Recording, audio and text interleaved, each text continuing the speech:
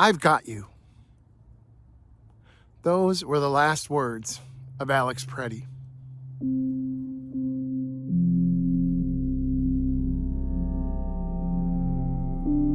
ICE agents had pushed a woman to the ground.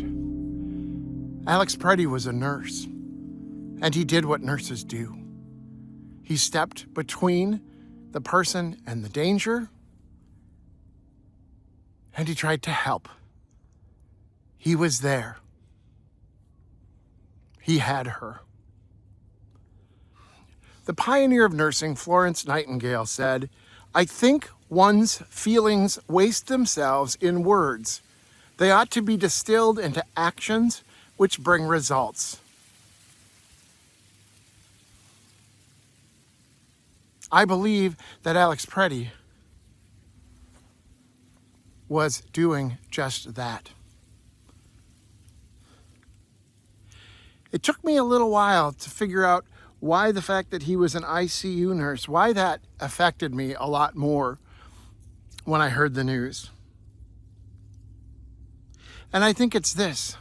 I have spent a lot of my life working in end-of-life spaces. I have spent life working with people who are in distress.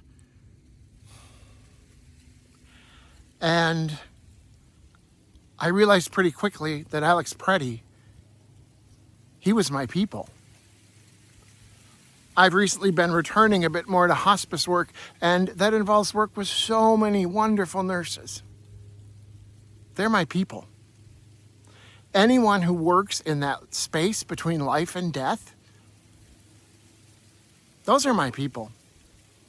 Seeing the video the family shared of Alex leading a ceremony when a veteran had passed, I realized how often I have been in that space and how often I've been in that space with nurses. You know, nurses amaze me. I have seen nurses do so many amazing things. There is no greater saint than the nurse at the hind end of a double shift in geriatric mental health. In a place where I often felt like my hour-long group was about as much as I could take.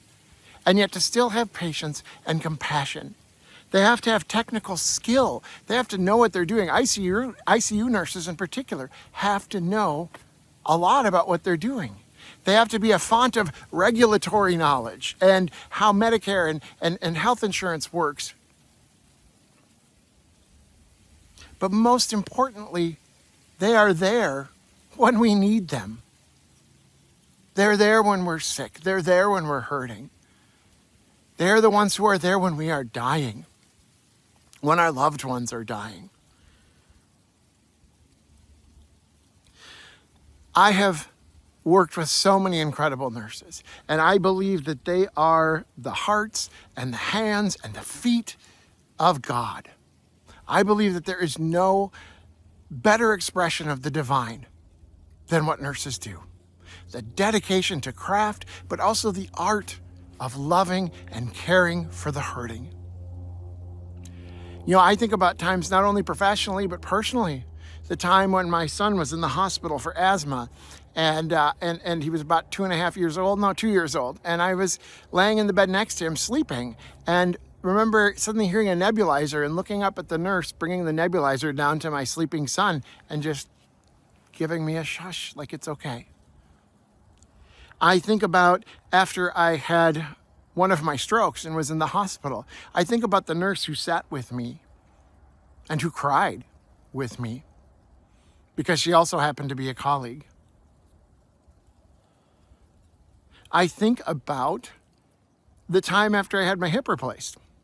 I'm a little claustrophobic, and it was the night after my hip replacement, and I was in this thing that kept my legs apart and kind of strapped. And I had an IV, I had all these things, I had blankets. They made sure I was comfortable, but in the middle of the night, I had a claustrophobic attack. And it took me a little bit to get my wherewithal to hit the button. Who comes when we cry for help? Wonderful man came in. And he just reminded me to breathe. You know, it all started from an itch, and I told him, he's like, what's the problem? I said, it started with an itch. He said, where is it? And he scratched it for me. And then he sat with me, and he said, I can tell you're feeling anxious and fearful. Do you want to talk about it? And throughout that night, that evening nurse, whenever he wasn't seeing another patient, he was in talking to me, seeing how I was doing. That would have been a very hard night to get through without an attentive nurse. You know, later on, I got called into a part of the hospital to see a patient who was in distress. I came into the room, and who was their nurse? But the same man, the same nurse who sat with me. We all watched my father nearly die about 1.5 years ago, a little less than that. The ICU nurses that attended to him after his surgery, and when we weren't sure how he was going to do, their skill and their dedication and their professionalism and their heart was so big. I think I told you once too that the way I was able to understand and do end-of-life work was because of the nurse who told me that I needed to focus on what I can control and let go of the rest. I can't change that something has happened to a patient, or that a patient is dying, or that their family is hurting, but I can make the experience just a little better. And that nurse gave me guidance that has guided me in so many areas of my life. I'm guessing a lot of you who follow this channel and who follow my work also could tell lots of stories about nurses. And you know what? Feel free to do that in the comments. But I just wanted to take some time to celebrate who nurses are. And how many times has a nurse said to someone something the equivalent of, I've got you. I've got you.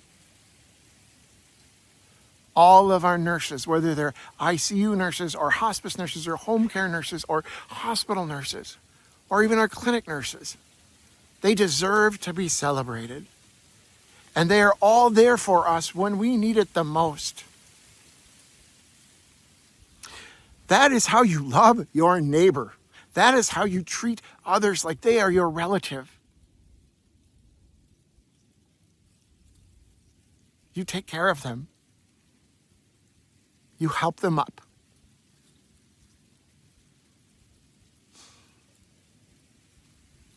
Alex Pretti lost his life helping somebody up. It's unfair. It's unjust. And it hurts. One thing nurses will tell you also is that medical procedures may start the path to healing, but healing takes time. Nurses are usually with us in that space too.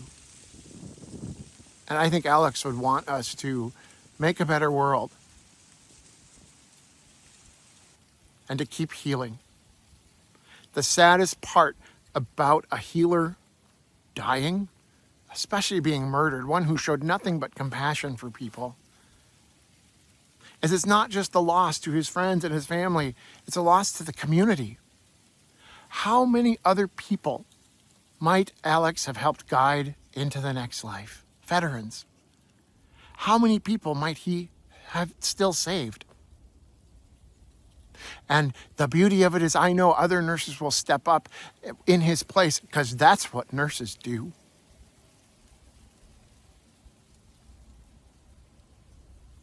So let us think about nurses. Let us think about all of those people that are willing to put their lives on the line so that they can have us when we need it. Peace be with you. Walk in beauty. Today we remember that freedom is not free. You have to work at it, nurture it, protect it, and even sacrifice for it. May we never forget and always remember our brothers and sisters who have served so that we may enjoy the gift of freedom. So in this moment, we remember and give thanks for their dedication and selfless service to our nation in the cause of our freedom. In this solemn hour, we render our honor and our gratitude.